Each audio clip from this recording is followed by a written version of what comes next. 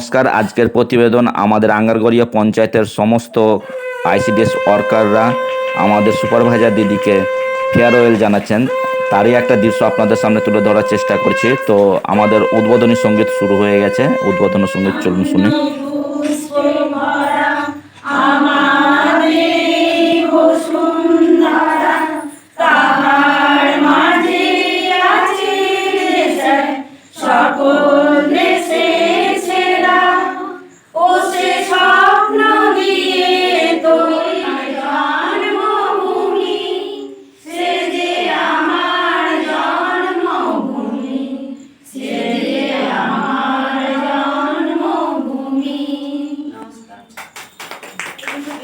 কাজ করবেন, তারপর তিনি অবসরপ্রাপ্ত সময় কাটাবেন।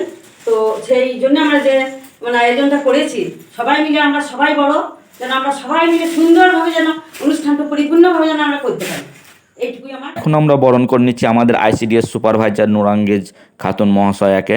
আমাদের আইসিডিএস ওয়ার্কাররাও বরণ করে নিচ্ছে আমাদের নুরাঙ্গেজ খাতুন মহাশয়াকে।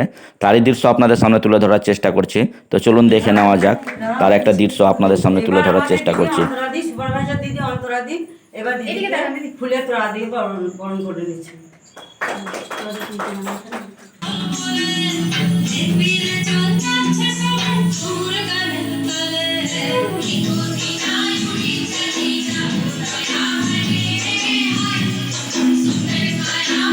এবার আমাদের আবৃত্তির পালা।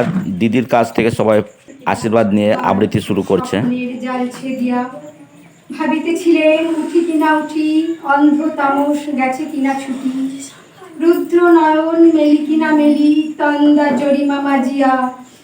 এমন সময়ে ঈশান তোমার ঈশান উঠেছে বাজিয়া, বাজরে গরজি বাজরে দগ্ধ। আমাদের কর্মীরা পুরানো স্মৃতির আলোচনায় ব্যস্ত। এখন পুরানো দিনে কিভাবে কাটিয়েছে দিদির সাথে তারই দৃশ্য তুলে ধরার চেষ্টা করছে আপনাদের সামনে। তারপর আমি দিদি আমাদের যেমন শাসন করতেন তেমনি ভালোবাসতেন, হাতের ধরে কাজ শিখিয়ে দিতেন। আমি দিদি সংসারে ও বাড়িতে ওর ভাইয়ের বউ আছে, তো আর ভাতটা রান্না করতে হয়। তোমরা যে যে কাজ পারবে না, নতুন হেল্পার থেকে ওয়ার্কার হলে উর্মিলার কাছে যেও। তো আমি 6-7টা মেয়েকে আমি কাজ শিখিয়েছি, সেইটাই আমার ভালো লাগে। তো এই কাজ শিখেছি আমি দিদির কাছে। তো এই যে আমাদের দিদি, আমাদের অফিসের যে সুপারভাইজার তখন ছিলেন প্রায় 10 থেকে 12টা বোধ হয়। তো ওই 12টা দিদির মধ্যে এই যে দিদি, তো দিদির যে কাজ, যা কথা বলা, যা চলা, দিদির যে বক্তৃতা, অনেকের মাঝে কোনো অনুষ্ঠানে কি আমাদের অফিসে কোনো অনুষ্ঠানে সব দিদির মতো কথাবার্তা আমরা জীবনেও বলতে পারবো না। কত সুন্দর বুঝিয়ে বুঝিয়ে কথাবার্তা, আর যেহেতু তিনি যখন বুঝোই দেন সেইটা যেন পেটের মধ্যে যেন ঢুকে যেত। সেই সাল থেকে আমি কাজ শিখলাম। তারপরে দিদি আমার কাজ দেখে দিদি বলতেন তখন থেকে তুমি একটা প্রাইজ প্রাপ্ত পাবার মতো একটা মেয়ে। তো তখন থেকে এই দিদি বলতেন, তারপরে দিদি এলেন, তিনিও বললেন, অপর্ণা দিদি তিনিও বললেন। কিন্তু আমার কিন্তু সব দিক দিয়ে ভাগ্য পিছিয়ে থাকে, আমার ভাগ্যটা কিন্তু খুব খারাপ।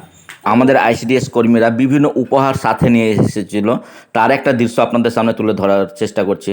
দেখুন, আমাদের আইসিডিএস ওয়ার্কার একটা তাজমহল করেছে, তার একটা যে আসন হয় সেই আসন দিয়ে উপহার দিয়েছেন। সত্যি দিদির কাছে আশীর্বাদ পাওয়া আমার পরম সৌভাগ্য।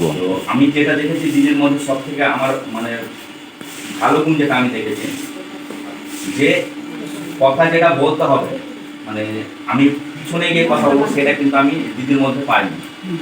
যেটা বলতে হবে দিদি সামনাসামনি বলেছে, মেয়েদের বকা দিতে হবে সামনাসামনি বকেছে, কিন্তু আবার পরে দিদি করেছে তাদের কাছে ডেকে নিয়েছে, নিজের মতো আপন করে নিয়েছে।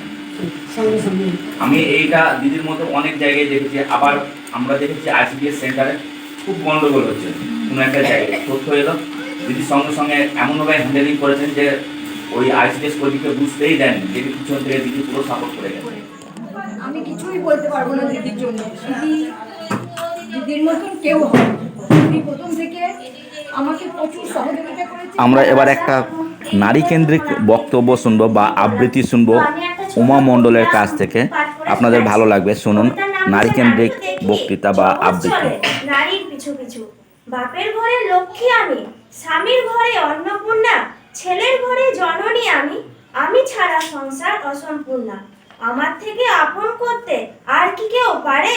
বাপের ঘরকে ছেড়ে এসেও পরের ঘরকে বাঁধি। আমাদের নতুন আইসিডিএস সুপারভাইজারের কাছ থেকে 2-4 কথা শুনে নেব। শিখিয়েছেন। সমস্ত শুধুমাত্র কাজের কথা বলছি না, মানে বাইরেও অনেক কিছু আমাদের জীবনে হয় বা জীবনে লাগে, সমস্ত কিছু পরামর্শ উনি আমাকে দিয়েছেন আলাদা করে, যে অন্তরা এইভাবে করবে বা এইভাবে জীবনে এইরকম ভাবে চলা উচিত। তার থেকে ওনাকে আমি হয়তো এই মাসটাই শেষ পাবো, তো তারপরেও উনি আমাদের পরিবার, তো আমাদের বাড়ির পরিবার, এটা আমাদের কর্মজগতের পরিবার, তো সেই পরিবারে উনি অভিভাবক। হ্যাঁ, তো ওনাকে আমরা কোনোভাবেই ছাড়তে পারি না, উনি আমাদের একটা অঙ্গ, তো সেই অঙ্গ কোনোদিন বাদ যাবে না।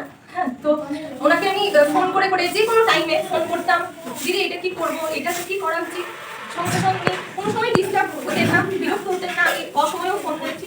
এমনিতে আমি সবার কাছে খুব ভালোবাসা পাই, জানি না কেন, এটা ওর ভাগ্য, কিন্তু ওনার কাছে এত ভালোবাসা পেয়েছি, মানে উনি এত ভালোবেসেছেন যে সব সময় রাজমণি মাথায় হাত দিয়ে গায়ে হাত দিয়ে, মানে এত ভালোবেসে কথা বলে, আমার এটাই খুব ভালো লাগে যে এতদিনই আমাকে ভালোবাসে। দিদি ফেয়ারওয়েল করবো, আমার মনটা খুব খারাপ হয়ে যাচ্ছে। ফেয়ারওয়েল কথাটাই কেমন যে একদম বিদায়, তখন আমার মনে হচ্ছে মেয়েগুলোর মুখগুলো আবার দেখবো ওয়ার্কারদের, আমার খুব মন খারাপ করবে। কিন্তু তা ওরা এত আগ্রহ নিয়েছে, আমাকে বারবার বলেছে, তখন আমি বলছি হ্যাঁ এটার প্রয়োজন আছে, ওদেরকেও দেখবো, যাবো, সেই এতে আমি এখানে এসেছি। এবার আমাকে নিয়ে আমাদের যে এক্সপিরিয়েন্স অভিজ্ঞতা মেয়েদের আছে সেগুলো সবাই শেয়ার করলো।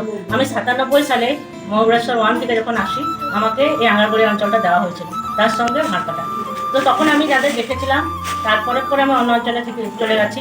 পরে এসে আমি আবার শেষের দিকে আমাকে আঙ্গারবাড়ি দিল অপর্ণাদির ফেয়ারওয়েলের পরে, এসে দেখলাম সেই কিছু কিছু নতুন মুখ, কিন্তু এখানে মেয়েরা মানে পুরনো যারা আছে, নতুন যারা আছে, নতুনরাও সব কাজ শিখেছে।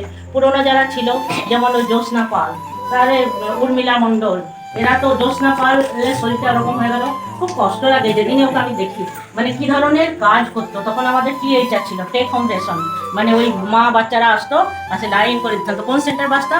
উর্মিলা মণ্ডল আর জ্যোৎস্না পাল তারপরে এরকম হয়ে গেল ফিজিক্যালি, এতে কষ্ট লাগে। আর এখানকার মেয়েরা সবাই পিজিএসে পেয়েছে, এবং ওর একটা ডেডিকেশন, মানে কিচ্ছু ছিল না, পুরো লাইফটাই ও ওইটা আইসিডিএসে সঁপে দিয়েছিল। সেই রকম আমরা কিন্তু ওকে কিছু সেইভাবে করতে পারিনি, কিন্তু একটা পুরস্কার দিয়ে তাকে করাচ্ছে। বড় কথা, সবাই যত অফিসার এসছে, সিডিপিও বা সুপারভাইজার, সবাই এক কথায় উর্মিলাদি সেন্টারে নিয়ে যাবে, বাইরের ভিজিটারকে উর্মিলাদি সেন্টারে নিয়ে যাবে। তারপর ওর জীবনে অনেক ঘাট প্রতিঘাত, খুব কম বয়সে ওর হাজব্যান্ড হয়, এইগুলোর পরে ও তো কাজটা নিয়ে বেঁচে আছে, কাজটা মানে অন্তপ্রাণ। যখন আজ এই পর্যন্ত, আবার নতুন কোনো ভিডিওতে আপনাদের সাথে দেখা হবে।